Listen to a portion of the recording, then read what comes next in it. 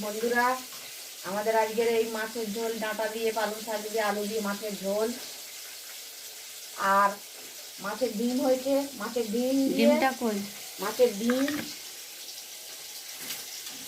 ডিম দিয়ে কুমড়ো দিয়ে আলু দিয়ে একটা চচ্চড়ি মতন হবে। এই ডিমটা রেখে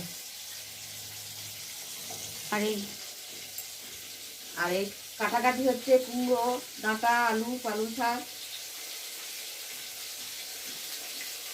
আর কি তরকারি হবে? আর ডাল হবে, একটু শুক্তো হবে, একটু ডাল, একটু শুক্তো। হবে না, এ যাতে দেখু তোমাকে